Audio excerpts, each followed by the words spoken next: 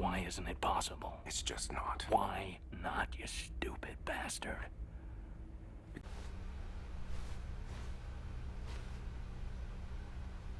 Coming to a staircase, Stanley walked upstairs to his boss's office.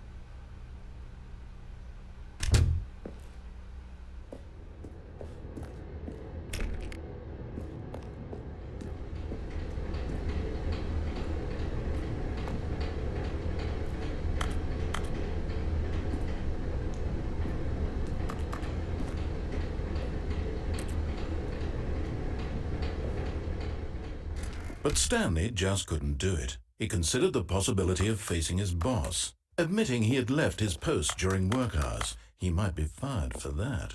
And in such a competitive economy, why had he taken that risk? All because he believed everyone had vanished?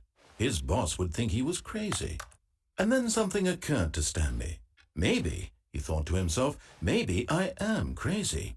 All of my co-workers blinking mysteriously out of existence in a single moment for no reason at all? None of it made any logical sense.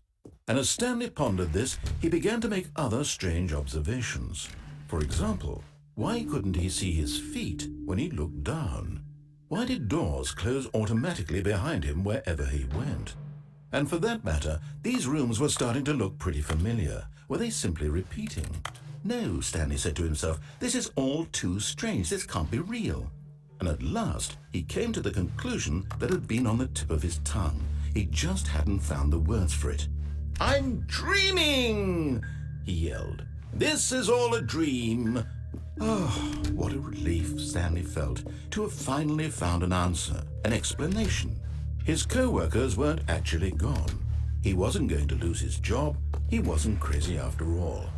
And he thought to himself, I suppose I'll wake up soon. I'll have to go back to my boring real-life job pushing buttons. I may as well enjoy this while I'm still lucid.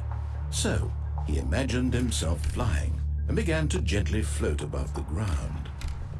Then he imagined himself soaring through space on a magical starfield, and it too appeared. It was so much fun, and Stanley marveled that he had still not woken up. How was he remaining so lucid?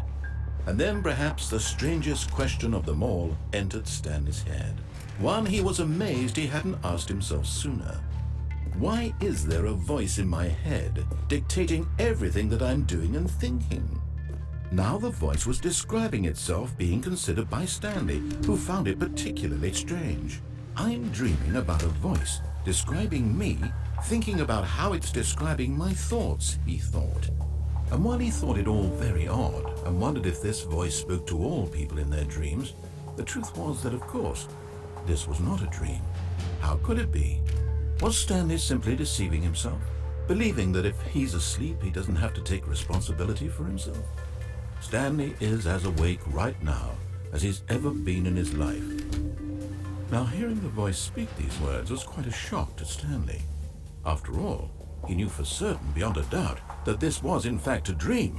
Did the voice not see him float and make the magical stars just a moment ago? How else would the voice explain all that? This voice was a part of himself too. Surely, if he could just... He would prove it. He would prove that he was in control, that this was a dream. So he closed his eyes gently, and he invited himself to wake up. He felt the cool weight of the blanket on his skin, the press of the mattress on his back, the fresh air of a world outside this one. Let me wake up, he thought to himself. I'm through with this dream. I wish it to be over. Let me go back to my job. Let me continue pushing the buttons. Please, it's all I want.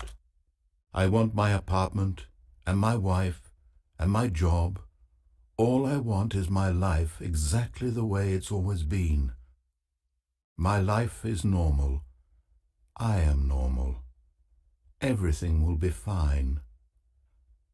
I am okay.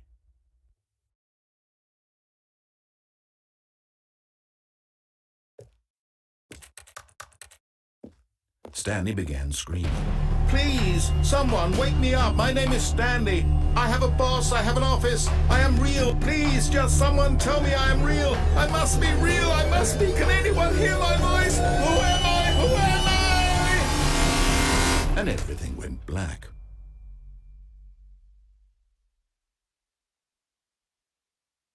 This is the story of a woman named Mariella. Mariella woke up on a day like any other. She arose, got dressed, gathered her belongings, and walked to her place of work.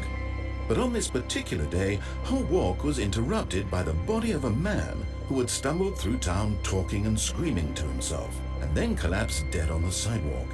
And although she would soon turn to go call for an ambulance, for just a few brief moments, she considered the strange man. He was obviously crazy. This much she knew. Everyone knows what crazy people look like. And in that moment, she thought to herself how lucky she was to be normal. I am sane. I am in control of my mind. I know what is real and what isn't. It was comforting to think this, and in a certain way, seeing this man made her feel better. But then she remembered the meeting she had scheduled for that day. The very important people whose impressions of her would affect her career, and by extension, the rest of her life. She had no time for this, so it was only a moment that she stood there, staring down at the body. And then she turned and ran.